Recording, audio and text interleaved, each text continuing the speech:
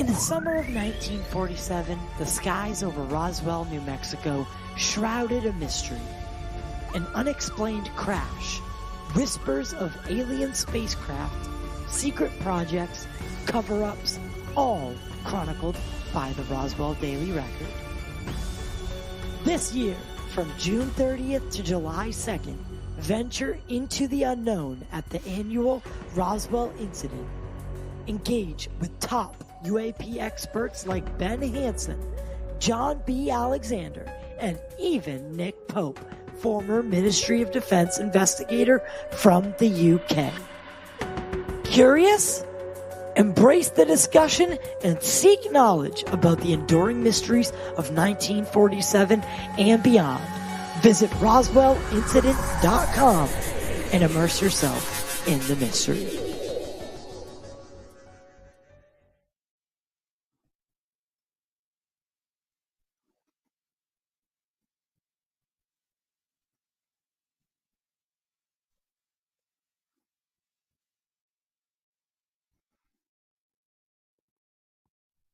Hello from the other side. Welcome to Total Disclosure. My name is Ty, and I am the host and creator of the show. I want to start off by saying thank you to every single person listening and watching on your chosen platform. Remember to go above and beyond by following and rating the show. It's free, and it tremendously helps us with getting to new audiences and helping with our algorithm. You can also help support the show by joining our membership on either Anchor or YouTube.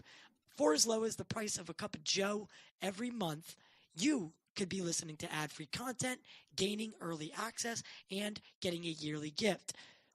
Making the show is a passion, however, it isn't cheap. And this is how we keep the show free for you, the listener. Thank you in advance. Now let's get the party started.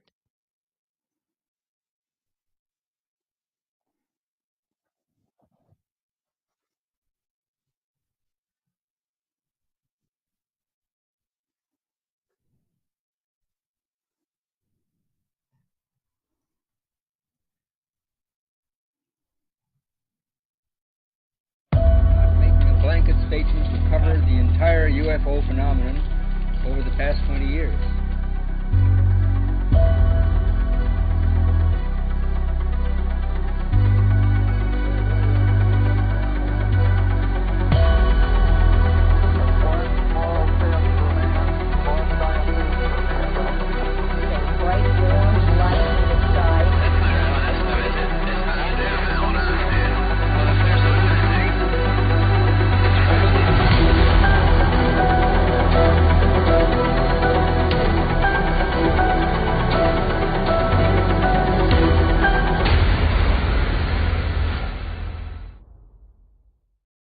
Welcome to Total Disclosure here on YouTube, where we explore the mysteries of the unknown.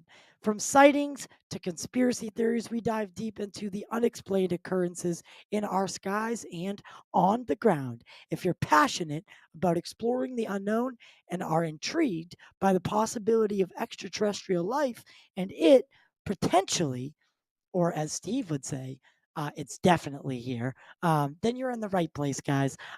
Don't forget to hit that like button, share the show across social media, and if you want to help support the show further, subscribe and become a member like we talked about in the intro soundbite.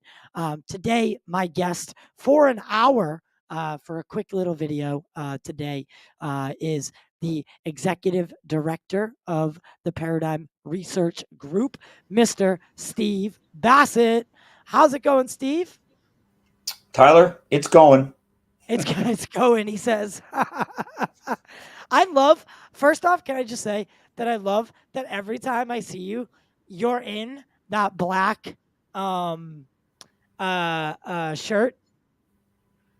So like even in the pictures online, the ones that are like you in front of the Capitol building, you always have the nice, like, I don't know, nice.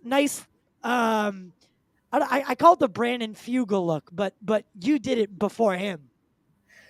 Oh, there's a lot of people that did it before him. Look, I save a fortune on clothes. Or Steve Jobs. That is Yeah. true. Steve Yes. Jobs is one of my big time heroes. So is Carl Sagan. Yeah. Yep. And I'm just not into wardrobes and fashion. This is all I need. And so So why not stick with it? that's your fashion, right? That's right. That's it. That's it. So I brought you on specifically for a reason today, and that is because you have been saying some interesting things regarding the pretty much nearing the end of the line on the truth embargo. Mm. Um, a lot of witnesses, and I, like you, get really upset when people call them whistleblowers.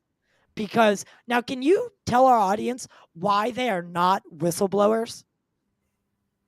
So, the people that are coming to Arrow, the people that Sure. are going to Congress, the people that are telling their stories and have the language written in the NDAA of 2022 or 2023, I believe it was the latter.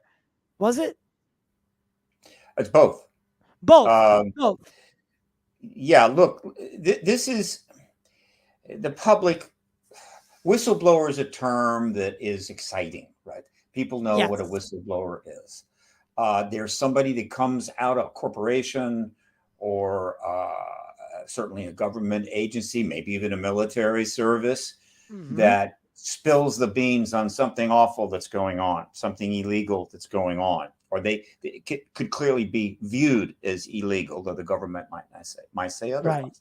Right. People, that's exciting, and there are documentaries about whistleblowers. People also know that whistleblowers oftentimes have a terrible experience.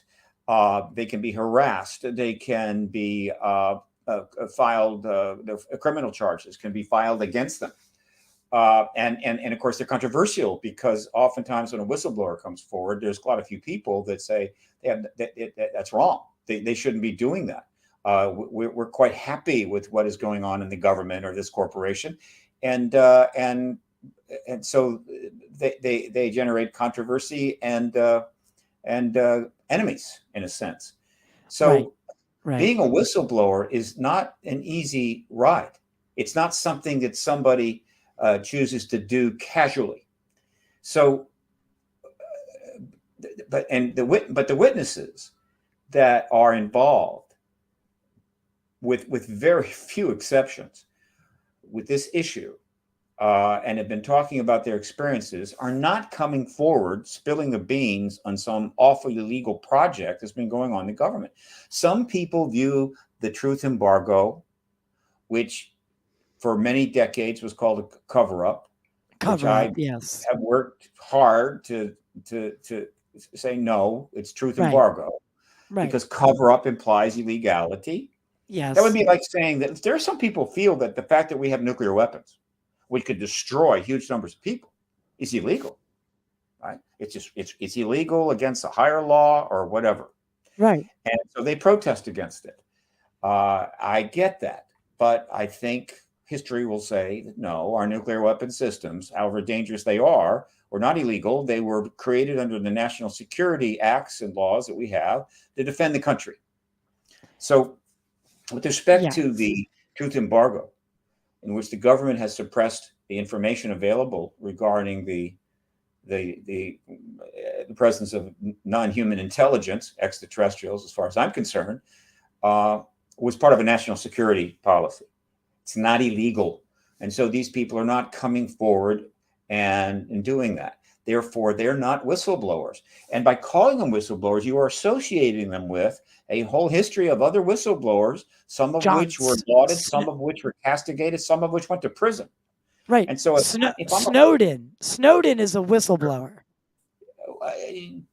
yeah, I think he's in that zone. Now, some people though felt that the He things that wasn't. Snowden revealed in terms of the intelligence surveillance, the NSA, was not illegal, and so they feel that he is a traitor, and they're happy that he's in Russia, and they would love to see him tried if he gets back. So even in his case, it's not clear. Now there are other cases where it's very clear.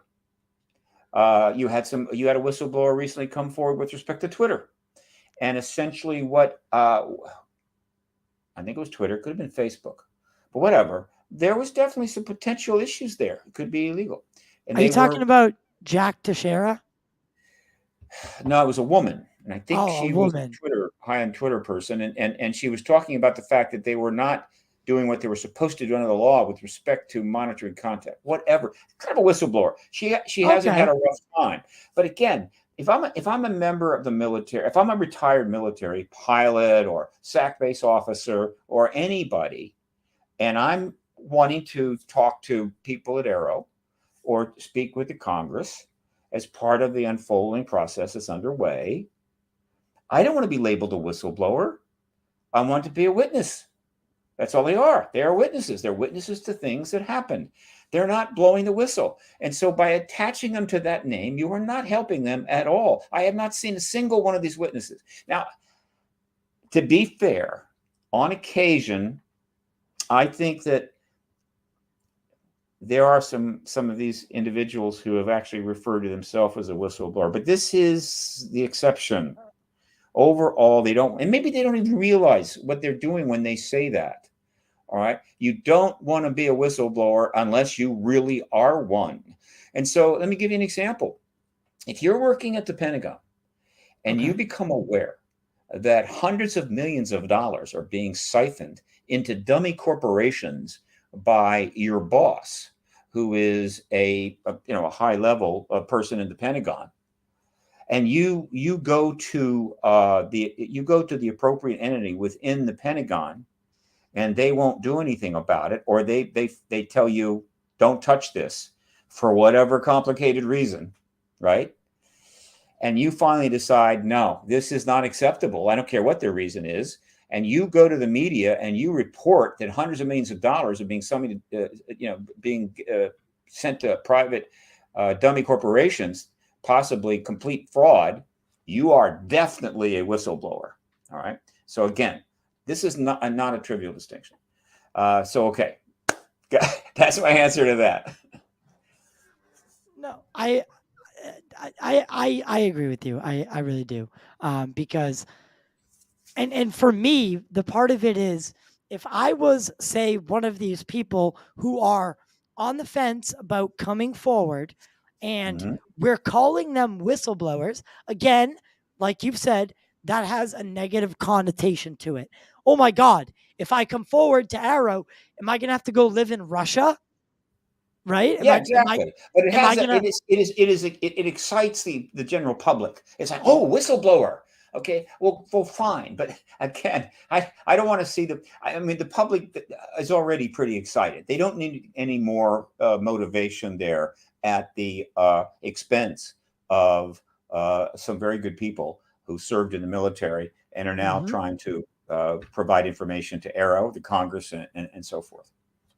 Yeah, I absolutely. So I want to talk to you. You said some things, and I'm glad you helped define that for our audience, because I've been trying to do this, and people keep coming on saying the word whistleblower, and I have to correct them each time. So it is what it is. But again, it's an exciting word. It's a what do they call, a buzzword, a buzz phrase.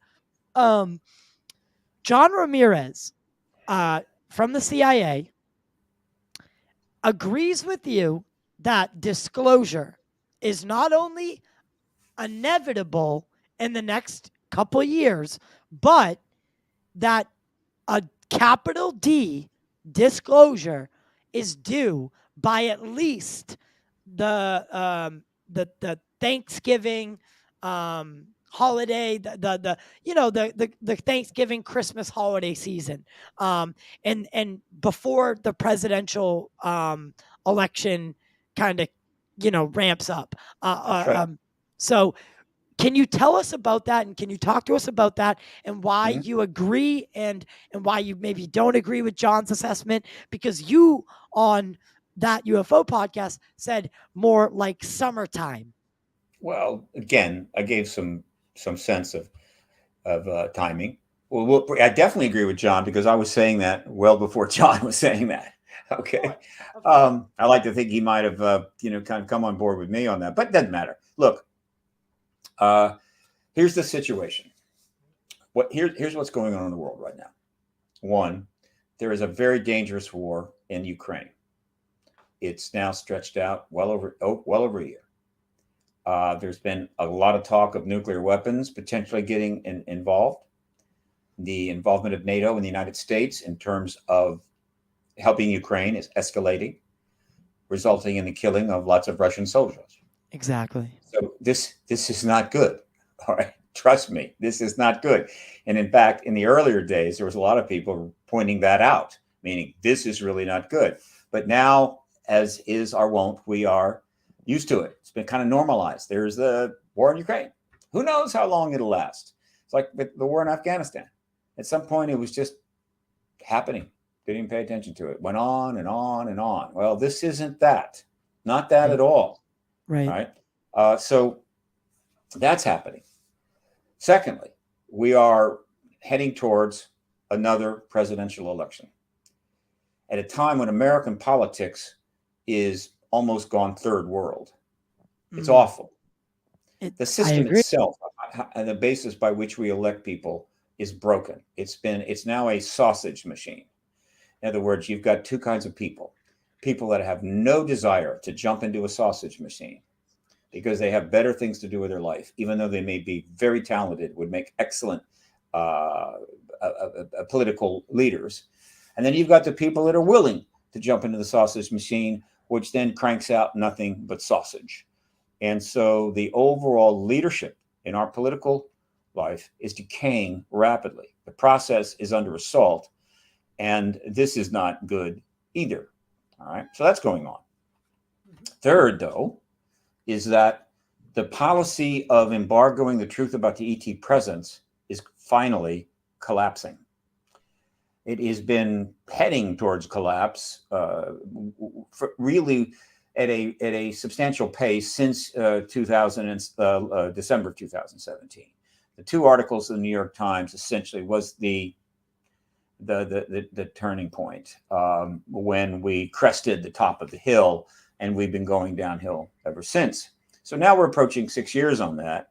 It's taken a lot longer than it likely would have, because something else happened in our world, and that is the pandemic, which had global impact, massive economic impact, and was an enormous problem that we had to deal with, existential problem. It killed a lot of people. I think it's up to 6 million now, 6, 7, 8 million. That's a lot of people to die from. If 7 million people were dying from, I don't know, chicken pox, it would be a big deal. So in any event, we had that, and that delayed everything. It just stretched it out. And so we might have already been in the disclosure world, but that was a global catastrophic event. Okay, so that's what's going on. Nevertheless, we are at a place where it is now really collapsing. So how do I arrive at that conclusion? The most important thing that people need to understand is that everything you've been seeing unfold, for those that are paying attention, is being recorded extensively in the media by all the major newspapers, as well as on television news. Particularly this last 2 years, but really going back almost 4 years, is exactly what is supposed to happen to end the truth embargo. It's the process that could have been, and I believe should have been taken by President Truman after he learned that one of those things that had been turning up and being seen a lot in 46 and early 47 had crashed, and we had gotten the vehicle and gotten the non-human pilots, one of which was still alive. He should have taken some time. Yes, go ahead. Is that the EBE that is commonly referred to, the EBE, the extra biological entity? Or J-Rod? I believe that the live entity was eventually called at some point an EBE. I don't think it was necessarily called that initially, but I believe that EB is attached to that entity that was still alive, and maybe attached to any others, some others that might have been retrieved in other crashes. In any event, so Truman had an opportunity there. He could have taken a little time to assess it, review it, talk about it, and make the decision that we've just come through World War II. Mm-hmm. Huge numbers of people were killed. We are. It's looking like World War III is starting to be put together. With the Cold War, right? Yeah. Did I say Cold War? I meant World War III. No, World War III. In other words, they were already assuming by July of 47 that the Soviets were an existential threat to the United States. The ideological impasse was unbridgeable, and they were going to build nuclear weapons and put them on missiles. And so, obviously, if that was the basis by which the next war would be fought. So, this is what they're looking at. And he had a chance to change the narrative for the entire human race by bringing in the Congress, informing them, briefing high-level people, undoubtedly leading to some hearings in which people would come in and talk about what happened in Roswell and what have you. In other words, the appropriate process, which would eventually lead to the president, Truman, being able to confirm the ET presence sometime in 48. But instead,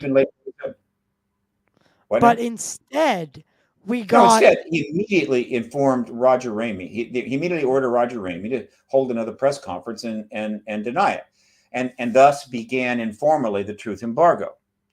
And that status continued as they, I'm sure, evaluated the situation, accelerated the tracking of any things in the sky. And of course, they're dealing with that crash vehicle. They have an ET that maybe they're communicating with, whatever, through the end of 47, 48, 49, 50, 51. And meanwhile, of course, they're watching the developments in the Soviet Union move exactly where they thought it was going to go. And then in 1952, July 52, for a period of, I think it was over a total period of 18 days, a couple of weekends, you had all kinds of sightings and craft flying over Washington, D.C. And Washington, D.C. is the capital of the United States. And so that scared the hell out of them. And a lot of, not to cut you off, but a lot of people say, people that are new to the subject, they say, well, if they're here, why don't they land on the White House lawn? Well, they practically did. It was quite a show. And while it certainly, I think what scared them was not that they're flying around is not so much what scared them, because they didn't do any damage. They were seen, and they were seen on radar and what have you. There were there's no photographs that have survived because people didn't have cameras back then. They certainly didn't walk around with them like they do now. But the event has been recreated many times by those that were there, or at least from reports from those who were there. And you've seen these photos sort of showing how what people were seeing in July of 52. But what scared them was, oh my God, these things will just turn up wherever they want.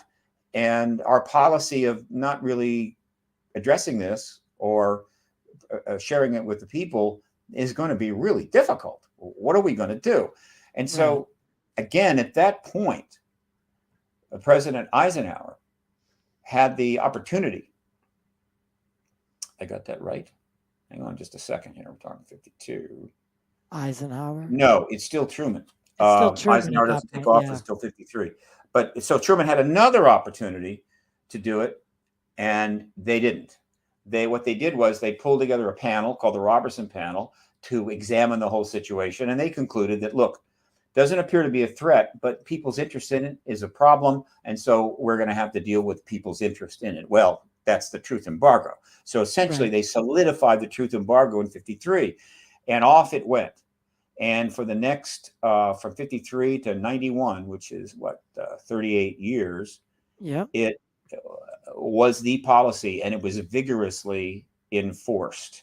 It was maintained in every possible way. Every trick in the book was used to just keep this issue from being acknowledged. They probably broke a few laws along the way, but overall, the policy of truth embargo was legal. The next opportunity was 91. When the Cold War ends, the Soviet Union becomes Russia, gives up 14 republics, outlaws the Communist Party, and goes capitalist. We won.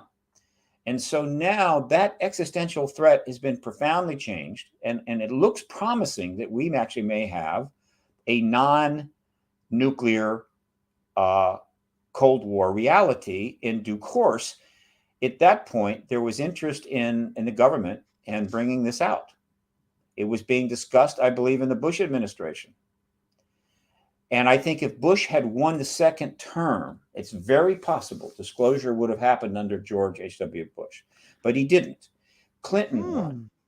And so he comes in 93. But again, the understanding that this was the time to make a move was out there. And one of the people that made the decision to act was Lawrence Rockefeller, a pretty big shot, son of John D. And he had money, and he was a philanthropist, and he was a big donor to the Democratic Party. So he had the attention of the White House when he contacted them and said, let's talk about getting the files out.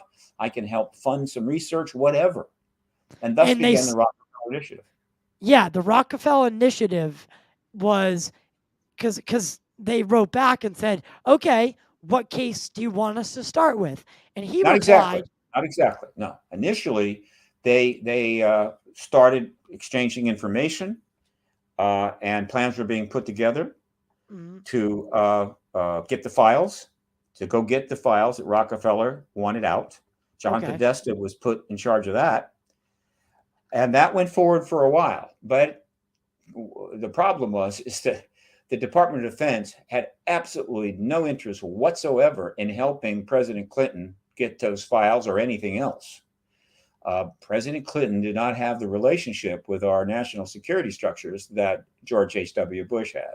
In fact, they basically just dismissed him, right? You're just a president. You don't have a right to know, need to know, and we're not going to tell you anything, which I'm sure irritated him to no end. And that kind of stalled it. And so to try to get it going again, they had a meeting and decided, well, why don't we just focus on one case? And the case they chose was Roswell. That's when Roswell was selected. And the Clintons did not like the lack of answers they were given. Oh, they didn't like any correct? of it. They were treated with total disrespect.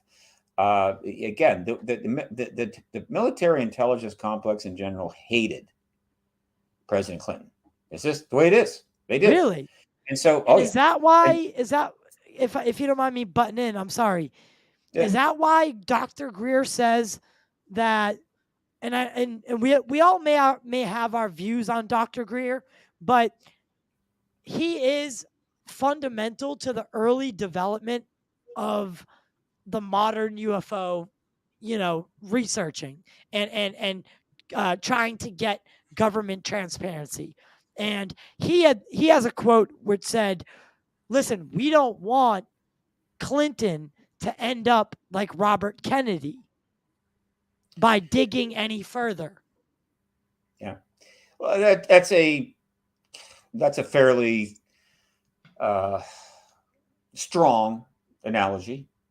I don't think that was going to happen, nor could it have happened, frankly. This was 1993, 94. Kennedy was 62, 63. That's a lot of difference. But right. They simply weren't going to cooperate. And the choosing the Roswell thing was a mistake, right? Choosing any single case was a mistake, because all that meant is that now whatever was going to go on, whatever Rockefeller was going to fund, you're just going to get bogged down in another case that has all its pluses and minuses, and there's skeptics, and various aspects can be challenged, and that could go on forever. The Roswell case had already been researched for decades and decades. Really great work was done on it.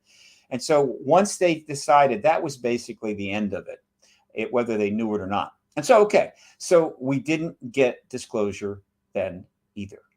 And since the Rockefeller Initiative ended in 96, we did for the next essentially 20 years, we did not make much progress. I entered in 96 as an activist to pursue the political resolution. It's notable I was the first person to ever register as a lobbyist. Yeah. So that was great for me because I got some good attention, but not great for the issue because the issue needed lots of lobbyists. And so in general, the political engagement was minimal. There hadn't been a hearing, an actual hearing with sworn testimony since 68. So as of 1998, that was 30 years. And so the next 20 years, really slow but measurable progress was taking place. So that changes in 17 when enough people inside the military intelligence world had come to the conclusion personally, I think, that it was time to end this embargo. The policy was no longer appropriate and could even be a serious liability. And a number of those people actually decided to take action, not while working for the government, but after essentially being out of the government, at least in, I think, standard employment. There might be some contracts or something, and they emerged as a group of 10 individuals in an entity that had the odd name, To the Stars Academy of Arts and Sciences.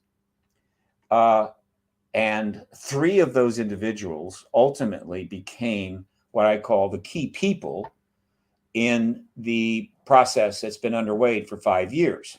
Lou? Those 3 people are Lou Elizondo, Christopher Mellon, and Gary Nolan. Right? A lot of people forget that Nolan was part of the original 10. Yes. Now, the 7 have just stayed in the background. Occasionally they say something, but these are the 3 that I believe either knew at the time, right off the bat, or eventually understood that they were going to be the leaders of this in terms of moving this thing forward and making sure it gets done. And it's interesting in that Elizondo essentially represents military and intelligence.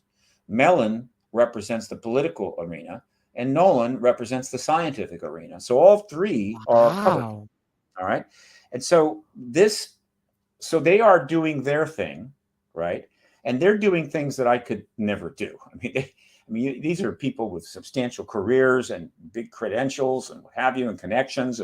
And I'm just a political activist, civilian. I don't have those kinds of credentials or background, but that's okay. That's all right. The point of a lot of citizen activism is it people who are just regular people, but focused on a goal to get the big shots to do the right thing. All right. And so nothing surprising there. And over those 20 years, a lot of people have joined the activism in a lot of ways. And we succeeded. We succeeded in helping to convince enough people within the military intelligence community, get out there, use your biographies and your credentials and your credibility, and put it on the line behind ending this truth embargo. So that's what they did. All right. And so now we're 5 years in. All right. And what we're seeing, because of these individuals and, of course, the media's response and everything else, is finally the process to end the truth embargo is underway. It is appropriate. It's exactly what's supposed to happen. All right. That process involved a lot of meetings on the Hill, private meetings with witnesses, where members of Congress were kind of brought up to speed and gotten the latest information, and also personal information directly from witnesses to this issue, which then led to legislation, actual legislation for the first time, directly engaging this issue. And that legislation was appropriately directed at the Department of Defense, meaning this is real, this is serious, we want to deal with this, this is what we want you to do, DOD. And so we had 3 bills passed, one after another. The first one went out on the COVID omnibus bill, and then the NDA for 2002, 22, and then the NDAA, or National Defense Authorization Act, for 2023. And a number of members of Congress got directly involved with creating legislation, with writing the legislation and speaking out to it. At least 15 or so now have gone on public record that this is a serious matter. And some have gotten very aggressive, like Representative Tim Burchett, who has said super aggressive. Yeah, there's an ET presence here, and we have technology. I mean, that's pretty straightforward. So he has been saying recently exactly what Bob Bigelow, who's not a member of Congress, told 60 Minutes in May of 2016. There's an extraterrestrial presence. But now they're it's coming walking among us. Again, the walking among us is a phrase which is too casual. Do you think what he meant was they're flying through our skies with impunity? Walking among us is now kind of a phrase meaning they're here. They're here. And I don't like it because it clearly implies that they're hanging out at Starbucks on their computer. And I don't think that's the case at all. I do not think they are walking amongst us. Now, we don't know for sure. But because we don't know for sure, we don't I would not say that, because it's a little bit scary. It frightens people. And that's not helping the disclosure process. So if whatever we say about the ETs, it needs to be relatively well grounded. If we're going to frighten people, let it be based on well-grounded stuff. Like, some people are frightened by the fact that they've turned our nuclear missiles off on numerous occasions. Well, they did. And so hey, nothing wrong with saying that. So anyway, walking among us, no. But so the legislation was passed, and the DOD responded.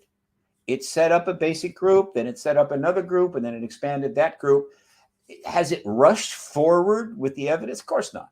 But the Congress is doing its job. The DOD is responding, all right? As a result of that, and in changes in language, UFO out, UAP in, as a result of that, the stigma is virtually gone now. And I'm not saying it doesn't exist within families. Like if you had a family meal on Sunday and you bring it up, there may be some people that'll laugh at you. But in terms of the public arena, the stigma is basically, it's gone.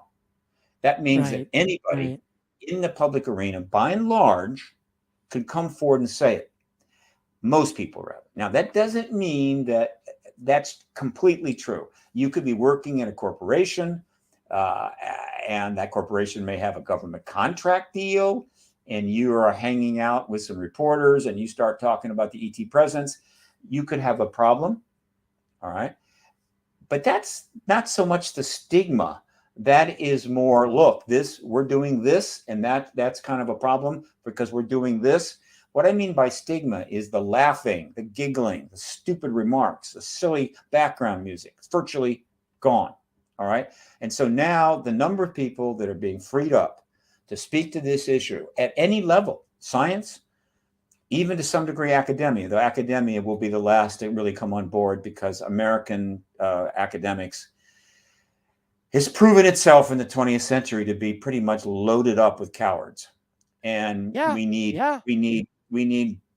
brave people in our academic world. We need braver scientists, not cowards who are constantly worried about their tenure and the funding they're getting from the government before they do anything because, oh my God, no, we need people that, boom, this is what's going on. You speak to it. And this is something that's a whole nother subject, but our whole academic world, particularly academic science and everything else, it needs to be reviewed because it's not helping enough. Anyway, so stigma's gone.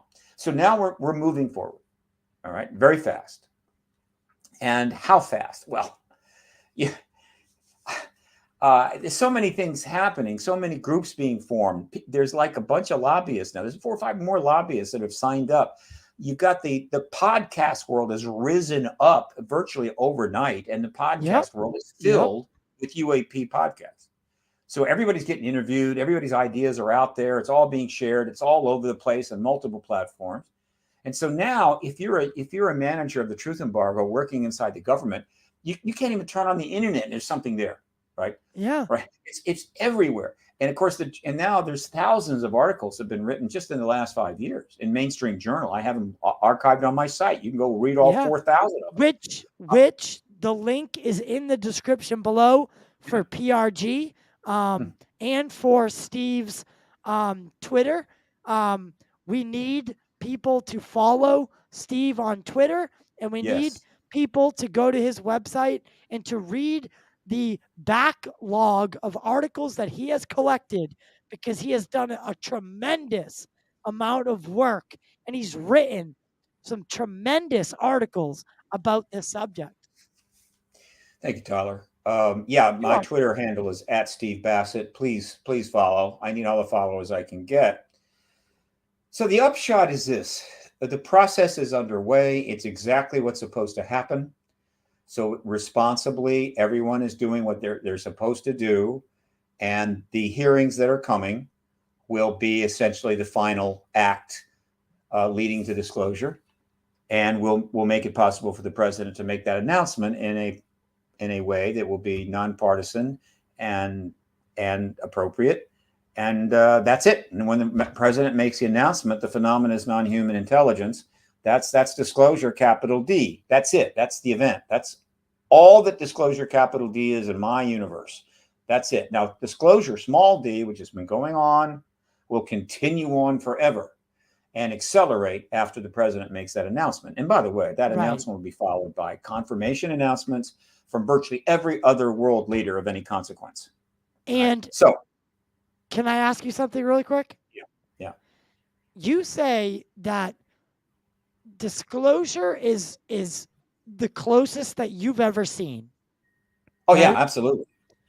One of the great ironies is that I have been talking for 20 years about the relationship between the disclosure process and the nuclear arms race process. Mm-hmm. Because in 1947, the bullet atomic scientists created a doomsday clock, which they have been monitoring and adjusting for 76 years based upon how close we are to nuclear war. And so in 1997, I created a paradigm clock, which was designed to say how close we are to disclosure. Oh, that's so cool. Clocks. Paradigm clock, and I don't maintain it anymore, but for years, it's still up on my site. There's a chronology there where I adjusted it. I was trying to, mimic the bullet atomic scientists. But the truth is, and I've said this countless times, that since the day I was born in 1946, in other words, my entire life, all right, I have been living with two incredibly profound historical processes. One is the nuclear proliferation, the Cold War, which has put us at risk of destruction every day since, right? And with greater and greater risk as we go by. And the other was the accelerated presence of extraterrestrials and their activities in our airspace and so forth. Yes. These two things have been traveling in parallel for my entire lifetime, and everybody else, right, that is younger than 76. Now, what I came to finally conclude was that whether we knew it or not, our civilization was in a race to see which clock struck midnight first. Would we have the nuclear war first, or would we have the paradigm clock reach midnight and get disclosure first? I need the latter to be true. And what I say is this: if the disclosure event happens first, the paradigm clock strikes midnight, it presents a real possibility that we can avoid having the doomsday clock strike midnight. So that's a good thing. But if the doomsday clock hits midnight and we have that nuclear war, disclosure will be irrelevant. It won't even matter. All right. And that's a bad one. That disclosure event has got to happen before we have that nuclear war. Now, as it happens, and I this is not, I think, purely by chance. As of just the last year and a half, we have been closer to nuclear war than ever. As per the Bulletin of Atomic Scientists and the Doomsday Clock. And a lot of other high-level people in our own government have said at various times, We're closer to nuclear war than ever, and that includes the Cuban Missile Crisis and other crises that we've happened. And in a sense, it includes the accidents. I mean, there were some accident situations where we really got close, but that was like a momentary thing. And fortunately, we didn't have that accident did not produce a war. But gee, I mean, my God, how many of those happened that we don't even know about? But the number is more than 3 or 4. And so we have, the fact that we're here at all is luck. All right. But go ahead. I want to ask you, well, continue your thought, but then I want to ask you something that relates to this. So continue your thought real quick. Sure. So what I mean by close to nuclear war is not in terms of an accident, but rather just in general, the status, the state of things closest to nuclear war than we've ever been. But at the same exact time, we're closer to disclosure than we've ever been. Okay. And then this brings me to my time frame, right? And it's simple. There is now no barrier whatsoever to holding the hearings we've been trying to get since 1968, the real deal. Many witnesses have already been interviewed by ARROW. There's in the All Domain Anomaly Resolution Office. Set up by the legislation I referred to.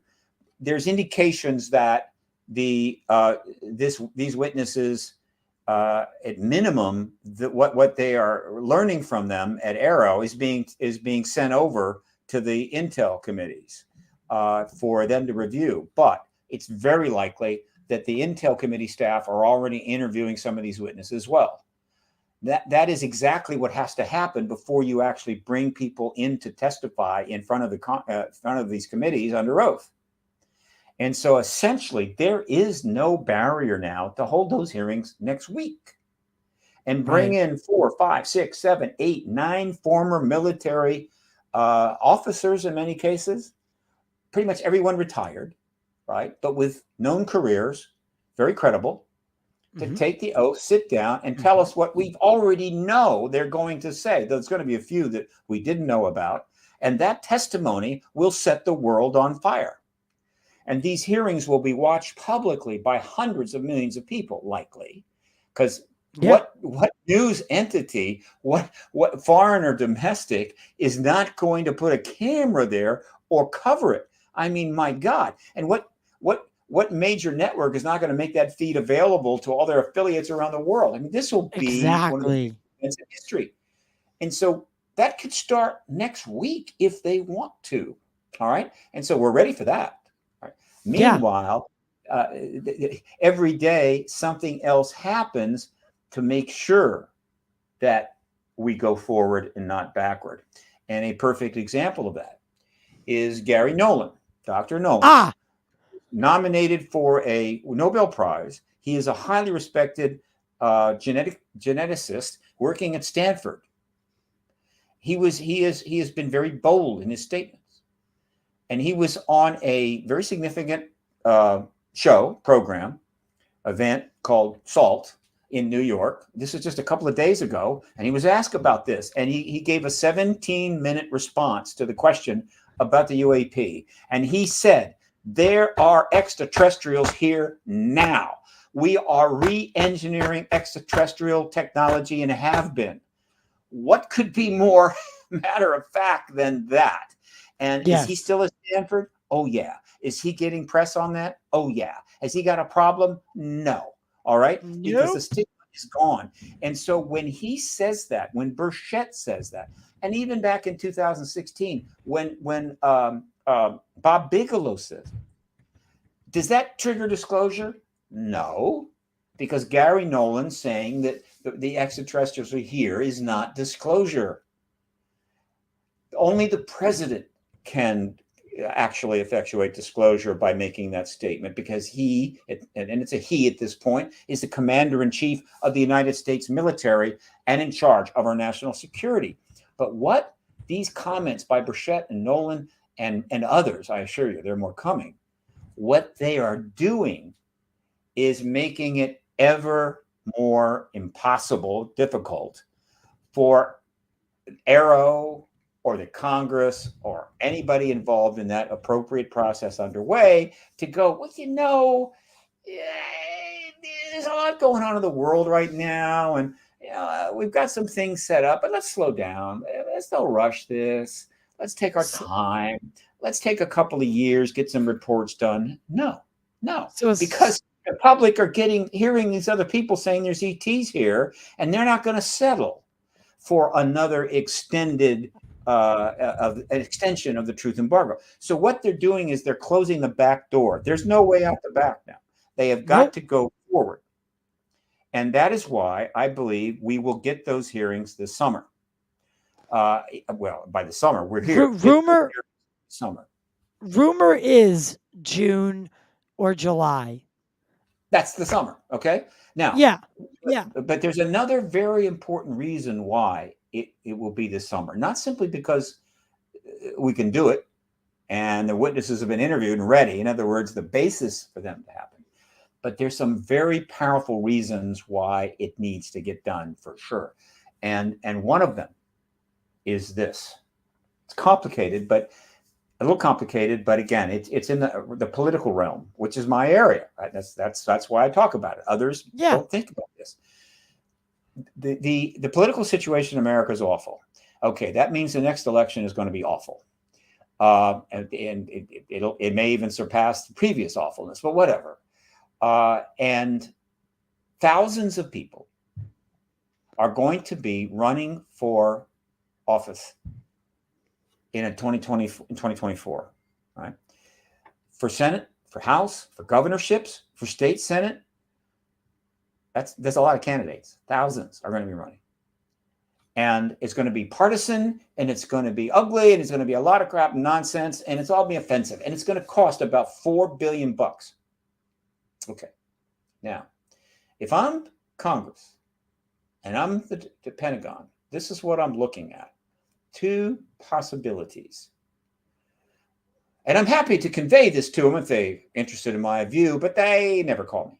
The point is that, one, you can continue to drag this out through the summer. There's, waiting for another report. Got to get one more report in. Keep it not getting out of hand. And all of those thousands of candidates are going to be running for office at a time when the American people are highly sensitized to this issue. They know something's going on. One person after another with high credentials is saying there's extraterrestrials here, but all of these candidates are still in a situation where the government hasn't confirmed it. The government's just looking. It's making some statements which are moderate, but not severe. It hasn't been resolved. And what are they going to say? Probably nothing. But they're going to be asked. Candidate for Senate in Vermont, sir or lady or ma'am, are you aware that the Arrow has been interviewed? I don't know. I mean, they're going to literally force all of these candidates to make fools of themselves more than ever, because those questions are going to be asked this time. And they're going to be in an impossible situation. So you think say, I totally support it, yet let's get on. Some will do that. Others, what the hell? In other words, it's going to be awful. Now, so you think that the UAP issue is going to be prevalent in the 2024 presidential campaign? Yeah, of course it is. Okay. All right. So of course it is. So that's one possibility. And it's awful. It's more of the same stuff. People being mealy-mouthed and mendacious, or not being able to answer it, being made a fool of. And if they do know, they're afraid to say anything, whatever. Right? And the issue is nonpartisan. This is not an issue that if you could answer it, that people are going to rise up and go, how dare you say extraterrestrials? That's so woke of you, or that's so right-wing of you. No, they really won't be able to address it. It's still hanging in the air along with them. However, there's another option. If they get this done this summer, if we hold these hearings, get that testimony that will set the world on fire, and allow the president to go before the American people, probably within a couple of weeks after the hearings are underway, because there's nothing ambiguous about the testimony that's coming, and say, look, I've looked at this, I've reviewed it, I've talked to the Department of Defense, I've talked to my Secretary of Defense. I've talked with key political leaders in Congress. And it's clear to all of us that this testimony confirms what many have also come to conclude. This phenomenon is non-human. Mm-hmm. We have company. Call it extraterrestrial, call it what you want, but it's not made by, piloted by, or controlled by humans. That's disclosure. The disclosure has happened right then. Say that could be, say, July 20. It could be July 8, which is World Disclosure Day, something I cooked up about 10, 12 years ago. That would be fun. The point is, disclosures happen. Now, what does that mean? It means that now the wrapper is off. No, I don't think so. Everything is in play. And now they're praising him and me. They're just like, hey, they like us together. You know what I mean? I'm hearing somebody here. I am too. I don't know who that is. It's Tom down here. You may want to mute that mic. So yeah. what it does now is that every candidate that's running for office, particularly the higher level offices like governors, Senate, House, president, okay, there'll probably be 10, 12 candidates running for president, and even some of the state Senate offices, the high-end stuff, every single one of them will have months and months to get up to speed on this issue, to read Richard Dolan and Stanton Friedman and all the other books, watch some documentaries, get up to speed, get briefed, right? Communicate with Arrow. Start reviewing the huge number of documents about this issue that have been up for years on the FBI's website, on the CIA's website, right? It's amazing. And get up and then go forward on the campaign huskings and answer the questions and give their view on it and how they would deal with it and what they think is the appropriate way and so forth and so forth. Intelligent responses, and thus the American people will be able to decide about who is going to run the government in 2024 with that knowledge as part of the decision. In other words, I like this candidate's thinking on this extraterrestrial presence and how we may want to deal with that, or how they would react if we have open contact. I mean, this is part of their thinking. In other words, that election becomes a referendum on the paradigm shift itself. It will be the first election post-disclosure. Yeah. I mean, in our country. That is the other option, and that's fabulous. That would be tremendous. It would give these candidates an opportunity to address an issue of vast importance that is nonpartisan, and they don't have to be a hack or sound stupid or be grotesquely partisan. They can speak to the issue because it is nonpartisan without fear that it's going to, they're going to get trolled by the other side. It brings the political process together. It helps improve the sausage machine, at least this time around, before it's fully reformed.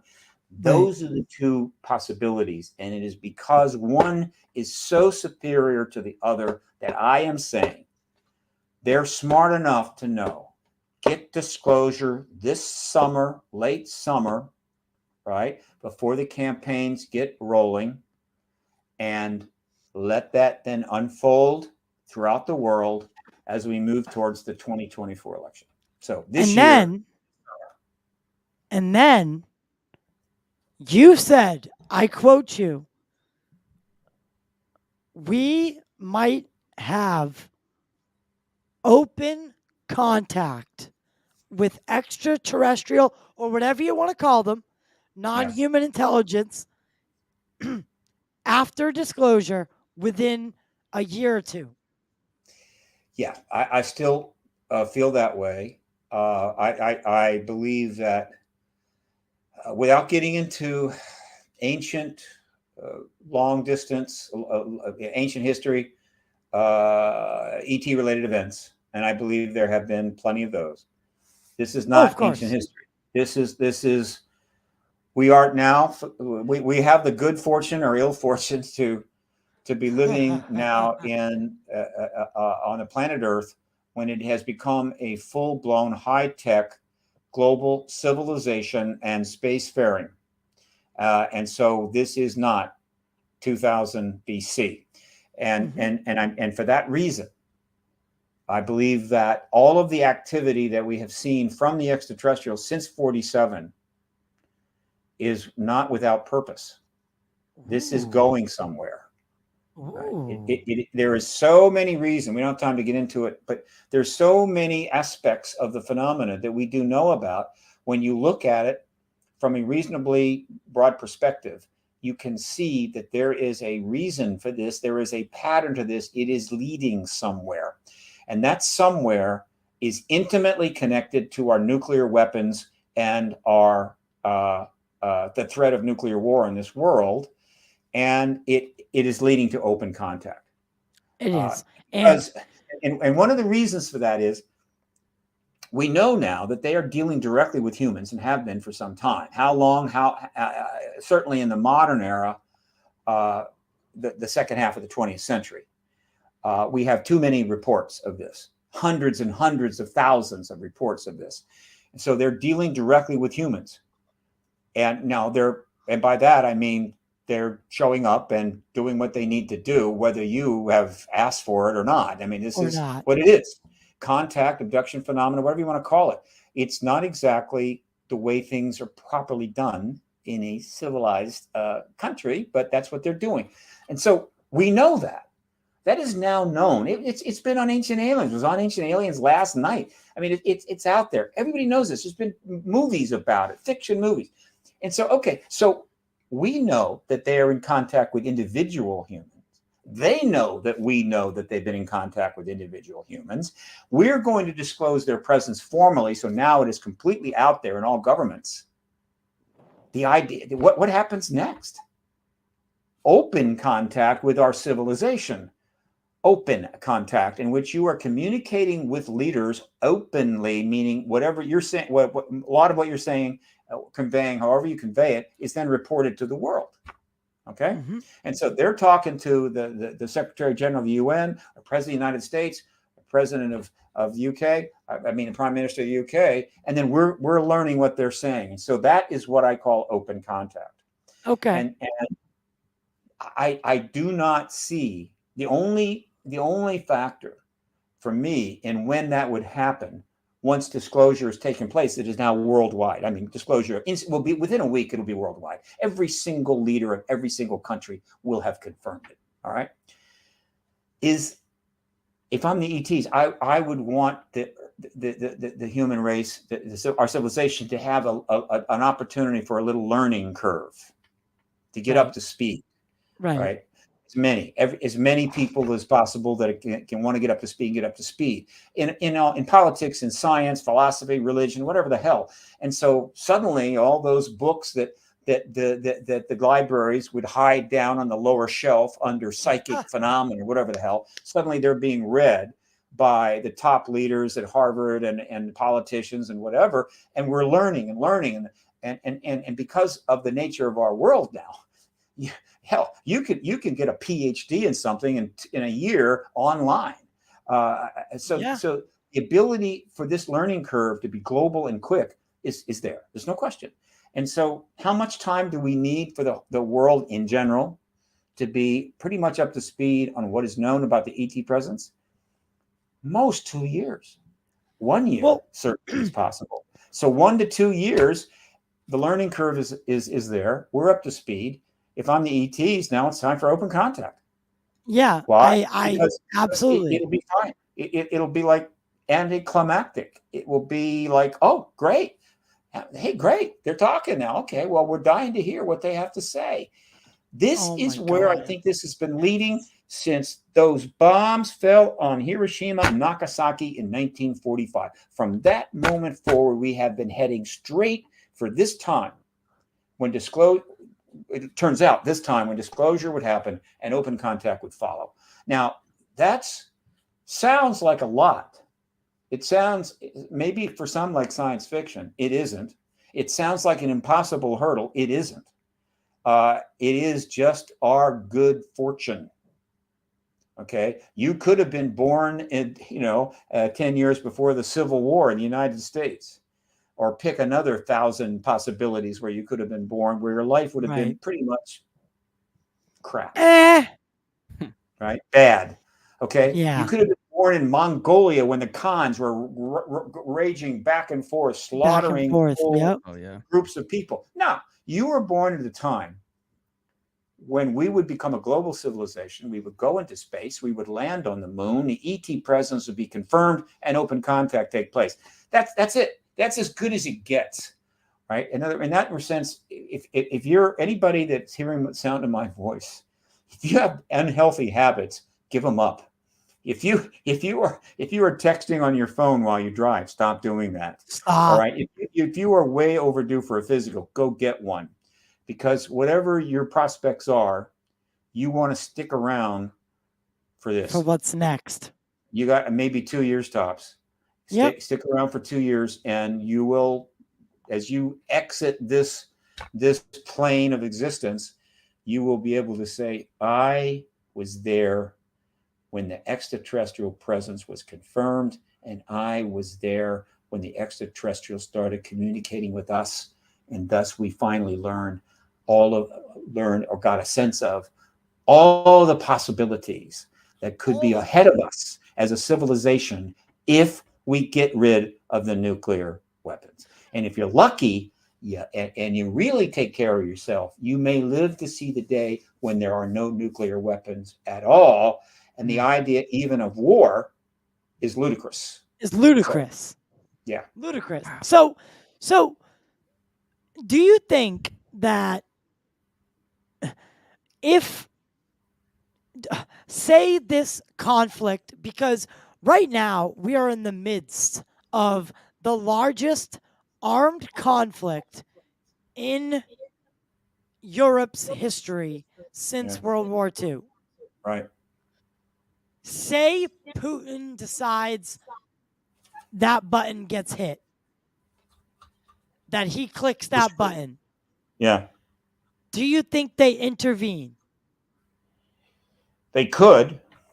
They could intervene. They have the ability to intervene. But I just don't talk about. I mean, the problem there is, and I know people bring it up, the problem there is nothing good comes from thinking that way. Here's why. They either will or they won't, and it's not in our control. It's not. But when anybody's thinking that way, that means that they're not thinking about how the hell can we avoid this nuclear war? How can we continue to move towards nonproliferation? How can we deal with our problem, right? In other words, the moment you go, well, the ETs will take care of it. Let's just move forward, right? Let's don't protest anything. Whatever. The United States just committed to $112 billion to build 9 more nuclear submarines. Okay. Oof. We're spending billions of dollars to try to develop hypersonic missiles so we can catch up with the Soviets. We spent $22 billion on a vision system for our soldiers that would allow them, real, virtual reality kind of thing where they're able to see and do stuff that they can't just with their eyes, and it's not working. We spent untold billions on the F-35, not working well. The world since the end of World War II, the world in modern dollars, adjusted for inflation, has very likely spent as much as $200 to $300 trillion on weapons and war since the end of World War II. $200 to $300 trillion. Can you imagine what the world would be like if even half of that had been available to taking care of the human race and the environment that we're in? Right. Now, that ship has sailed. We're not going to get that money back. But people need to think in those broader terms. That's what I mean by a larger perspective. The ETs are looking down and going, you spent how much money on just building weapons and proxy wars and having bases all over at $200-300 trillion? Really? And what did you get for it? All you got for it was mutual assured destruction, misery, and a couple of billion people living in poverty who eventually are going to get sick of that, and they're going to do really nasty things. So that's kind of the history that we are trying to fix, right? In other words, once you've blown $300 trillion on a bunch of stuff that does nothing but blow things up and kill people, right? Or create so much fear that you could never have a war, meaning we need to spend trillions of dollars making weapons so awful that nobody would use them unless there was an accident, right? So once you realize that we have to fix this, guess what? Under the previous paradigm, there is no way in hell we're going to fix it.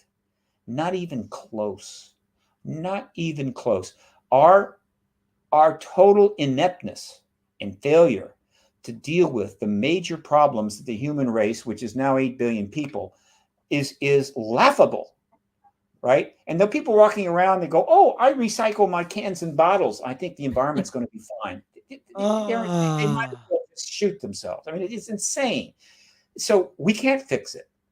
We're screwed unless there is a major shift in worldview, unless there is a paradigm change in how we think about ourselves, our planet, our history, and everything else. And our place in the universe. Huge. It can't be some small little consciousness enlightenment thing. It can't be a couple of thousand people meditating somewhere. It needs to be a paradigm shift unprecedented in human history. That's big enough to possibly put us to a place where we can fix this mess that we've created. And there is only one candidate for that paradigm shift, and that is the confirmation of the extraterrestrial presence, which probably leads to open contact. And then I think all things are possible. That's what this has been about since the day I was born, and I am very happy to be part of it because, that was almost just so unlikely, and happy to still be alive when it may actually be realized. Right, especially when guys like, the guys who paved the way, Stan Friedman, J. Allen Hynek, so many of these, Donald Keogh, none of these guys got to see what their work led to. No, And that's true. Yeah. Fortunately, and many others, Dr. John Mack, Dr. Roger Lear, I could go on and on and on. On my website, paradigmresearchgroup.org, go under projects, more, and you will find a page called In Memoriam, where I am posting links to the lives and background and photos of the people we have lost. Oh my God, that's brilliant. 90. That's a really nice it's about thing 90. And these are the better known. I mean, you understand what I'm saying. Yeah. No, they didn't make it. To keep their memory embedded in this topic so that no one forgets. Yeah, absolutely. But this is true of every major activist movement in history, by and large. Countless leaders and important people in the civil rights movement, which really gets underway after Reconstruction fails, and we return to racism as a policy, 1875. So we don't get the Civil Rights Act for almost 90 years. Yeah. Right. Yeah. And imagine how many of the people that tried to led that movement, that did tremendous things in that movement, did not live to see that Civil Rights Act. So that's the way it works. Big activism. A lot of people don't make it to the finish line, and this is true of other movements. And that's another thing that we could possibly fix in a post-disclosure world. In other words, is it really necessary that when some clear injustice, some clear awful thing that is being practiced by a significant government, does it have to take 80, 90, 100 years to fix the damn thing? Why don't we just agree, hey, this is bad, and fix it? Okay, there's not some law of physics that says, oh yeah, again, the arc of the universe is long, but it tends toward justice, right? I get it, but does that mean we can't fix that arc? Is that permanent? Is that like some law of the universe? Oh yeah, it has to be long. Why can't it be a shorter arc? Why can't it bend a little quicker? Well, it could if we choose to structure things that way. All right. In other words, one of the things you see in this country, even now in basic politics, is that it almost seems like the more absolutely righteous a particular policy is, the longer it takes to get it affected. It's like it's just too good to be true, or like, that is really a good thing, but that means I'm really going to fight it. I'm going to fight till the last dog dies before that really good thing happens. What the hell is that? And we're seeing it over and over again just in our American society. But let me tell you something. You want to go to other countries, right? You've got situations in some other countries that are so outrageously awful, and every effort to try to fix it is thwarted, oftentimes by a few very wealthy, very insane, narcissistic, pathological, crazy people who just say, no, you're not. That's not going to happen. We're not going to let that happen. I don't know. After I'm dead and my kids are dead, then yeah, you can do it. But in the meantime, we're going to live large. We can fix that. It doesn't have to be that way. All right. But that's a big fix, isn't it? How in the hell? Again, you're going to have a worldview change on the part of hundreds and hundreds of millions of people to go, wow, that's wrong. Let's fix it. And then they collectively act. In order for people to collectively act, they have to have common purpose, and it has to have power behind it. And what paradigm shifts do is create power behind common purpose. Paradigm shift in physics. When Einstein comes in and produces the two great laws of special relativity and general relativity, it was a massive paradigm shift that gave common purpose to physicists all over the world to focus on that, right, and literally transform our understanding of the universe. Prior to that, they're just kind of walking around going, Newtonian mechanics, it's okay. I don't know what the hell. I don't explain light or apple falling from the tree. So not that science doesn't have many versions of that.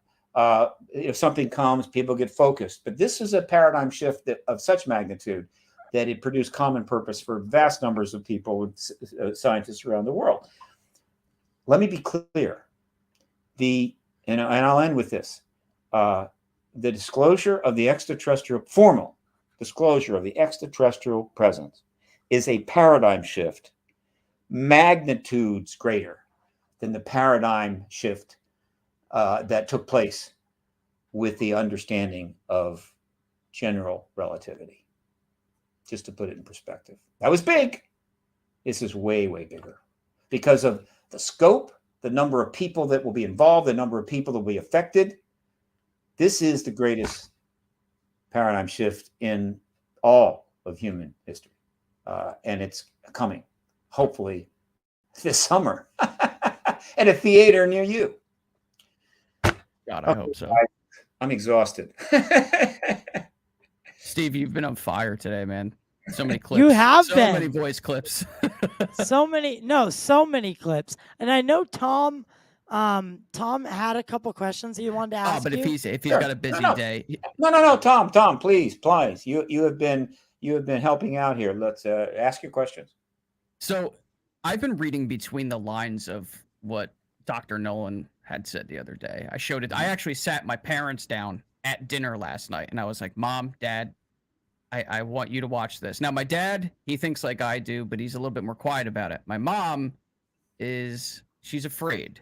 She's silently afraid. She's like, I just don't believe it. Blah, blah. She was raised Catholic, all that type of stuff. But I think deep in her heart, she knows something's going on, and that her son is trying to, push the narrative forward too. And I have been my whole life. So I showed that to them, and I'm listening to Nolan. And then I saw some comments that Eric Weinstein had made, how these secret keepers, we'll call them for lack of a better term, will reach out like, hey, we need your help with this. And then they pull it back. They reach out and then they pull it back. And we're all trying to figure out, like, what does that really mean? Why do they keep doing that? And to me, though, and I'm curious to get your thoughts on this, Gary Nolan's statements, does that represent some kind of shift that has happened behind the scenes? Because a man that brilliant making statements like that, saying things like 100%, something's here, just all the big things that he said, I feel like something happened to give him that level of confidence. Yeah, what happened was the Stars Academy of Arts and Science came out publicly with 10 people, the key people behind Tom DeLonge, and made a move. It was something that I think they planned to do late in the campaign for president, assuming and pretty much convinced that Hillary Clinton was going to win it. And they were setting the stage to move very aggressively to support what I think she intended to do, which is to go into and the truth embargo. Imagine the world we'd live in if she won the presidency. Well, in terms of the ET issue, yeah, I think we'd already be in the post-disclosure world. But something very shocking happened. Yeah, that happens in our lives. In politics, right? And things are going along fine. You look up and there's a meteor, a comet coming in. It's about 15 miles wide, and you're going, well, that's not going to go well. And so it didn't happen. And so they had to regroup, and ultimately they made the decision to launch in 2017. But the moment, Leslie Kean, it was key in bringing the. Along with Ralph Blumenthal, Elizondo, Mellon, Leslie Kean, and Blumenthal, one way or another, ended up getting those gun camera footages to the New York Times. And of course, the story about ATF and all that other stuff gets the New York Times. Helene Cooper. Yeah. Helene is often forgot. Helene Cooper, who was one of the top national security intelligence writers, still there. Well, was attached to it because somebody had to be attached to it because Leslie Kean is not on staff and neither is Blumenthal. He was retired. So it's a pretty, the three of them. Right. And those two articles is what changed everything. And so now to honor Robert Bigelow. Robert Bigelow went on 60 Minutes and said there was an extraterrestrial presence here before the TTSA launched. Okay. Yeah. Which might have been intentional because I think he knew it was going to launch, and I think that he was doing that to kind of put a little something behind it there to kind of give people a hint that credibility. Right. So Gary Nolan saying this is not because something just happened to Gary Nolan a week ago. This is the result of those articles. Same for Tim Burchett. Same for Marco Rubio, Mark Warner, Kirsten Gillibrand, Ruben Gallego, Andre Carson, Mark Gallagher, and every other member of the Senate Intel Committee, which recently signed on to Marco Rubio's letter, right? To Michael's Rubio letter and Warner's letter to the Secretary of Defense. Absolutely. No, and the head of April Haynes, the head of national intelligence. So all of that starts back in 2017, and now it's just picking up speed, and more people are signing on. Every single person now that comes forward who has credentials and on camera says there's an extraterrestrial presence speeds it up a little more. All right, and so what can I say? Now, Gary was actually involved in some of the research on the material, so he's not just anybody. Yeah. So that's powerful, and he knows it. He knows exactly what he is doing. Gary has had a lot of health problems in his life. He's managed to overcome them because he's a smart guy. But let me tell you, he's lucky to be alive, and I'm sure that he's realizes that his time is limited. You never know, and he's trying to get things done. As am I, because my time is limited for sure. I'm a lot older than Gary Nolan. Yeah. So we're trying to move this along, and that's a bit selfish. But it is. But you deserve it. Well, it's not a question of deserve. It's selfish because, I want to be there. But I assure you, that is a tiny reason why this must move forward. I gave you the big reason, which transcends everybody's personal aspirations. And that is it's nuclear war or it's disclosure. Pick which one you want. Which is you want, right? If you don't want disclosure, you get nuclear war. Okay, and if that's good, you like that, great. You'll have it, and you'll be able to live out the Walking Dead thing, right? And deal with the zombies. Only they'll be your neighbors, right? And they'll be Right. radiated up the ass. So Yeah. or you get disclosure, okay, and you can see the world change literally in front of you, and maybe even participate and make the effort and help make the effort to get rid of these nukes once and for all. And yeah, I happen to think that the very first topic of discussion when extraterrestrials decide to have open or at least acknowledgeable communication with our world leaders is nuclear weapons. Number one. Okay, it's not we really like the sitcoms back in the 60s and the ones you're running now, or Right. where can I sign up for Netflix? It's going to be nuclear weapons. And That it's is going to going to be be number one. Okay. and it's going to be we will not go any further with you until you shut those off. It will be It very well one. be. My You're not. opinion. Yeah. You're not gonna fly any starships our way with weapons on them. So forget that. So Right. you can build all the starships you want. They ain't flying anywhere. And Right. if you want us to engage with you in a more broad way, you're going to have to get rid of the weapons, because we're not going to invest time in a civilization that is hell bent on blowing itself up. Why should we do that? Exactly. No, they would I be have right. I have one final question before we let you go. Mhm. Recently, J. Christopher King, who is very responsible for the Inquire into Anomalous conferences, Very good he guy. did very good guy, very great guy. He had a podcast where it was talked about as an inside source telling him that the government is staying, they want the experiencer part of this phenomenon to stay buried and to be the last thing that drops. That's too strong. Okay. Here's the proper. Here's, I think, a more appropriate way to assess it. Okay. They understand, as I do, and a lot of other people do, that the experiencer issue, contact issue, is probably the most significant aspect of their presence after the nuclear weapons issue. It is incredibly complicated and very controversial. And for that reason, having that part of this process that is underway that gives the president the opportunity to disclose the ET presence is not helpful. It will be political dynamite, and it will push people to the side. They may say, well, so what? Right? So what? Hey, look, it's the same thing in the civil rights movement. There were a lot of ways to conduct the civil rights movement. There were a lot of things to do, or a lot of things you wouldn't do. All right. And some people said, hey, look, we want justice. We want the Civil Rights Act. And so we're going to do this and we're going to do that. And some of them committed significant acts of violence. Same thing in the anti-war movement. Those did not help. Right. Now, once you got the Civil Rights Act and so forth, then of course now you can move forward and deal with the range of issues. The issue is, for the contact phenomena to be dealt with by journalists, academics, and Lord knows politicians in a meaningful way, we have got to get disclosure first.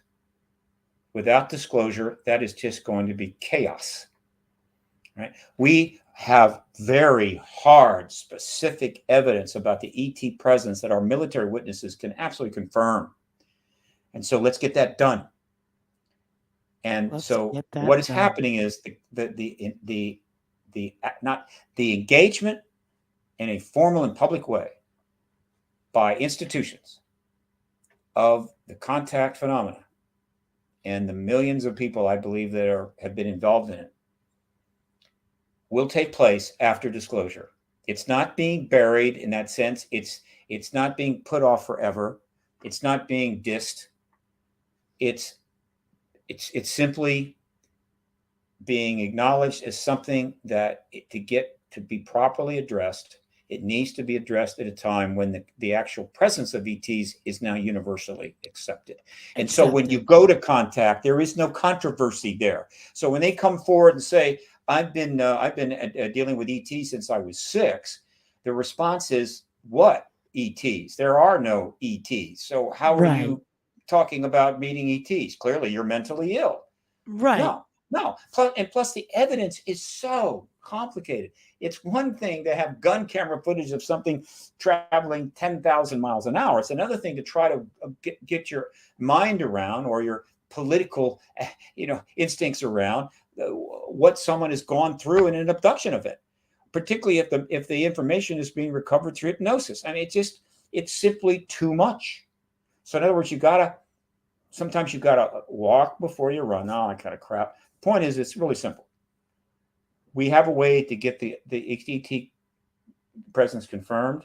Once that is done, I assure you that one of the very early questions that will be asked of the Secretary of Defense, the President, anybody high end is, well, now that you've confirmed that the ETs have been here, is contact happening between ETs and humans uninvited in the middle of the night? And the answer in our bedrooms. And the answer will be yes. And then people go, oh my God, why didn't you tell us sooner? Well, they've already answered that question. They're one of the very first questions they're going to be asked is, when did you know about the ET presence? And the answer is going to be 1946. And people are going to say, you mean we just went through all of this stuff where we're setting up this and setting up that and doing this and doing that, and you already knew about it? And the answer is, yeah. Well, that seems to be mendacious. Were you not punking us or playing us for fools? No. We are what we everybody that's gotten involved in this, all the politicians and the people that came forward in 17 and everybody else inside government had a fundamental problem. How do you end a policy of denial of the obvious that has been in place for 76 years in a way that is more constructive than destructive? I mean, there's always options of ways to do things. Okay. I mean, and in our own daily lives, we face that all the time. In other words, you've got a serious problem and there's 9 ways to go about it. Right. You've got to pick one. Right. Okay. Right. Well, I've made the case publicly many times that what they're doing is exactly what they're supposed to be doing. The time frame is a little longer than I expected, but I lay that on the pandemic, right? But the time frame of 5 years, all that's happened. My God, more has happened in 5 years on this issue in terms of disclosure than the previous 70 years. Easy, right? Combined. Okay, so we're on a fast track. However, that track is basically done. It's time to wrap it up. All right, and so so they're going to have and they've had decades and decades to anticipate these. Remember, they've known about the ETs since 46. They've been dealing with the ETs and tracking them and dealing with technology. I mean, for 75 years. There are people inside our government that are experts on the extraterrestrials. You just will never know who their names and where they were, except after disclosure, perhaps. And so they've already known this, so they had plenty of time. And so when they're asked the question, when did you know? It's 1946, and they'll have it, and then I'll have an explanation. And they'll say, do you know that the ETs are taking people from their bedrooms at 2 a.m? Yes, we know that. And they'll have an explanation for why. Well, you didn't tell us about that. All right. And are the ETs using animal blood as part of some sort of research? In other words, is animal mutilations or harvesting actually extraterrestrial? Yes. All right. And I'll have an answer for that. These questions don't come up right away. Okay. Yeah. And anybody in government that says, well, I don't want to answer that now, or that's classified, that's not going to go well at all. And so it's going to be moving forward very rapidly. But what they will do is they will say, yes, we are aware of the contact issue. We could not reveal that because if we did that, that would have ended the truth embargo. And the policy was we could not confirm the extraterrestrial presence for national security reasons. Due to national security, yep. However, we are aware of it. Now, we fully intend to hold hearings where people can come in and talk about their experiences and help inform the Congress in a more direct way, give them an opportunity to have their say. And yes, we're going to start bringing forward information that we've learned. We will try to educate you about the contact phenomena, what we know, in order to take some of the mystery out of it and some of the fear out of it. And again, if you're a rancher and your cows have been, harvested by ETs, you might say, okay, great. I'd like to be reimbursed for my loss. And the government say, fine, we'll write you a check. I happen to think they may already be doing that under the table in order to keep these ranchers who can get pretty feisty under control. But that's wild speculation. In terms of the contact, you will literally immediately see efforts to file class action lawsuits for compensations because the government. Wow. Even though the government may say there's not a thing we could do about it, had the government confirmed the extraterrestrial presence in 1970 or 1991, obviously it might have significantly improved the ability of people to maybe thwart it. Yeah, exactly. You see what I'm saying? Yeah. Now, can't prove that. So, I mean, that's just one of countless numbers of very interesting, exotic issues that are going to be addressed and have to be dealt with by mature adults, educated people who have sentience and relatively, smart, educated in the post-disclosure world. And some people think that's going to be tough. So what? Right? Don't we deal with tough things all the time? That's how the human race got where it is. But where it's going is because we're not dealing with the things anymore. We've almost lost our ability to function because, again, we're over our heads now. So it will be interesting and controversial, but we will have a decision to make. The human race in general, one of the things that I will be saying post-disclosure is that one of the fundamental tasks that our human race has, now that the presence of ETs is confirmed, is to confirm back to authority that you better damn well know we can handle the truth. We can handle the truth. Yep. You've given us that. We want the rest. We can handle the truth. We're tired of being underestimated, and treated like children. And so anything that people do that show they can handle the truth, that's not good. But everything they do that show they can, that's good. And so that's going to be a very strong theme post-disclosure. Yep. Let's show the government that we always could have handled that truth. We certainly can now. And so what is it, right? If they're creating hybrids, by God, fine, tell us. And tell us what you know. And so we can decide, like that, don't like that. Maybe it's a good thing. Maybe we'd like to create hybrids. I don't know, right? Yeah. But let's find out. You're seeing something develop right now, which is a good example of us getting it right. All right. And maybe the fact that this is happening is because of the people understanding that the government is not forthright with us, always holds back until it doesn't matter anymore. And I'm referring to AI. One of the things that you're seeing happening right now is that AI finally reached what we'll call a crossing point and went into acceleration mode. All right. And guess what? AI is a really major change in our world. It is another paradigm shift. Has anyone? It's kind of at the level of maybe a relativity of the early 1900s. But what you're seeing is the government coming forward and scientists coming forward and intellectuals coming forward and saying, look, this is serious and it is a serious risk. You really need to know about this. You need to know about AI and the risk it poses. We're not hiding anything. We're not going to hide it from you. We're letting you know. We need to deal with this, We and need that to is have the way it should be. we need Yeah. to have legislation. I Right. think we need to halt the development of AI and create some safeguards before we move forward. Just like you said on that UFO podcast, have any of these people seen Terminator? Yeah. You missed that. You didn't go to those movies. No. But the point I'm making is this: for the government has been working. Our top scientists in government have been working on advanced AI type systems for a long time, and they weren't going to tell us, right? Because there's huge weapons implications in AI.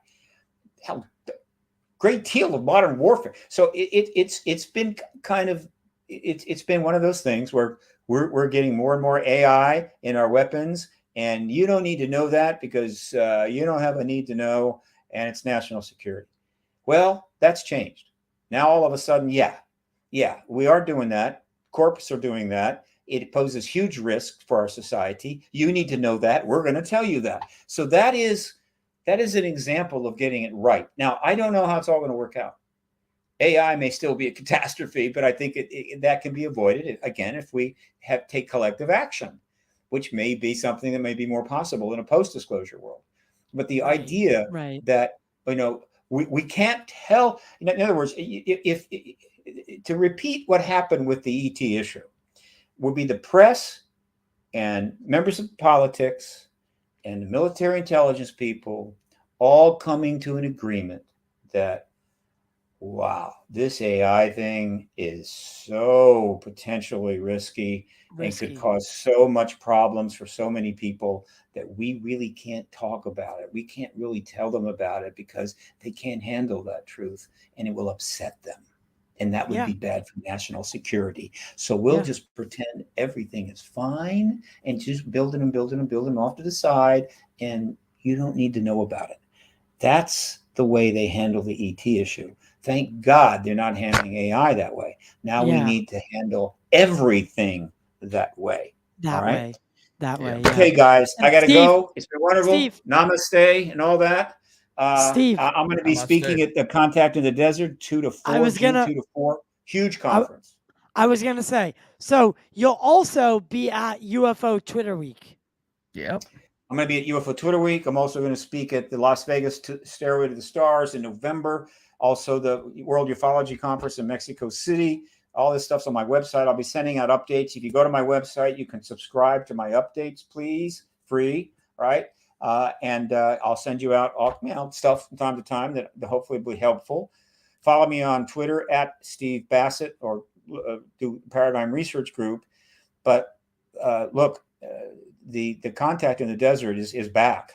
And it is going to be incredible. 64 speakers, 7 tracks, incredible resort.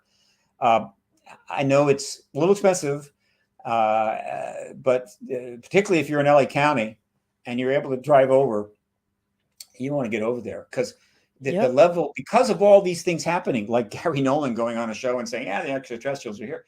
The level of excitement and energy at the Contact in the Desert is going to be off the charts. So I just can't. And I have a lecture. I have a workshop. I also am going to be leading an unbelievable panel, right? Nick Pope and Paul Hynek and Richard Dolan and Linda Moulton Howe. Wow. A panel in the main ballroom. And I'm going to be emceeing the banquet and giving out 3 Lifetime Achievement Awards, which are all secret, can't know. So please, folks, join me at Contact in the Desert, and don't hesitate to come up, say hello. Yeah, and Very cool. I'll definitely be coming to say hello to you. All right, gentlemen. And we'll be Thank you so much. Chatting. Gotta go. Have a good rest of the day. Have a good one. Thanks, Steve. Bye. So as always, he is so generous with his time, my friend. Very energetic. He's a good guy. Yeah. Sorry I couldn't get more questions for you in there. No, hey man, I know it's kind of like a spur of the moment thing. I'm over here just doing my thing, but no, I appreciate you popping me in for a little bit there. I heard what I needed to hear from me, Yeah. But I do have to wrap it up. The lady friend is here. I'm gonna go spend some time with her before she has to go home. Where can people find you to continue the conversation? I am Cortex Zero on YouTube, working on a new video right now about Gary Nolan's comments and some other stuff I got going on. Big project about the Greys that I'm working on, like a huge deep dive, like the deepest dive probably ever attempted. I'm gonna be so tired at the end of it, but it's gonna be worth it. I'm most active on Twitter. Just follow me at Atomic Thomas and change the O's to zeros. And I own a small digital design company at zerodigitaldesigns.com. And I love you guys for being here. Ty and I, we could not thank you enough for everything that you guys have been doing, all the feedback in the chat. It means a lot to us. It really does. Yeah, yeah, and we're starting to get more super chats, and we're starting to get back to the place that I was in with the pop culture side of things. Right, right. So, It's great. and which is great. We've way surpassed that on audio Mhm. alone, but I wanna the YouTube right now is the focus, which is why when I last minute, I texted Steve. I said, "Hey, can you come do a show today?" He says, "Yes, let's go right now." And I was like, "Ah, ah, all That's right." Steve for you, man. Yep, that's Steve for you. So, guys, let's keep exploring the unknown mysteries of the world together, and all of our links are in the description below. We wish you well. Keep your eyes to the sky. See you next time.